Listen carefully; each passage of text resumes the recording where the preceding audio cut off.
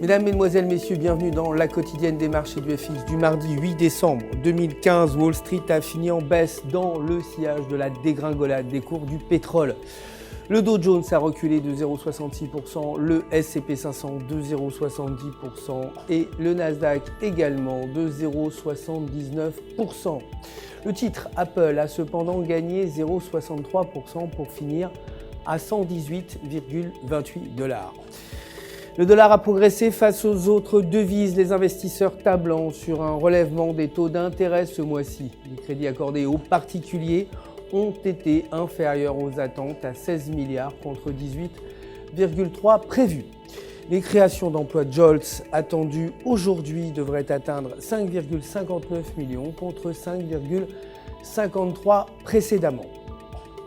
Côté matières premières, l'or s'est inscrit en baisse pour clôturer à 1070 $ l'once et le cours du baril de brut a baissé lui aussi à 37,78 $. Sur le graphique de 1 heure, le pétrole est sur une dynamique baissière sous la ligne de la moyenne mobile de 20 jours avec un MACD inférieur à 0. Si le pétrole reste sur cette dynamique, une baisse vers 35 $ est à prévoir. Si le baril, en revanche, franchit la ligne de la moyenne mobile, la tendance pourrait s'inverser et le cours du baril pourrait remonter vers 45 $. Côté devises, l'euro a perdu du terrain face au dollar pour finir à 1,0833.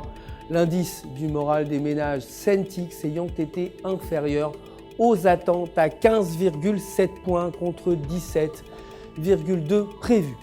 Et techniquement, selon le graphique du jour, la paire a franchi la résistance et reste en dessous avec le RSI au-dessus de 50. Tant que la paire reste sur cette dynamique, une hausse vers 1,12 est attendue. En revanche, si elle chute sous la résistance, la paire pourrait au contraire arriver à 1,0650. Le taux de croissance révisé du PIB devrait rester inchangé à 0,3%. La livre sterling s'est dépréciée face au dollar pour clôturer à 1,5049. Techniquement, toujours selon le graphique de 4 heures, la paire se situe dans les bandes de Bollinger avec le MACD en deçà de 0. Si la paire parvient à rompre la bande supérieure, nous pourrions assister à une inversion de la tendance et une hausse vers 1,5250. Si elle ne parvient pas à dépasser la bande inférieure, la dynamique baissière pourrait se poursuivre et la paire pourrait retomber à 1,4850. L'indice HPI Halifax et la production industrielle qui doivent être publiés aujourd'hui devraient respectivement afficher une hausse de 0,3% pour le premier et un recul de moins 0,1% pour le second. C'est tout pour aujourd'hui. Merci de nous avoir suivis. Je vous retrouve bien sûr avec grand plaisir pour la suite de l'actualité des marchés demain matin. D'ici là, restez évidemment en notre compagnie sur www.ufx.com pour tous vos besoins de trading.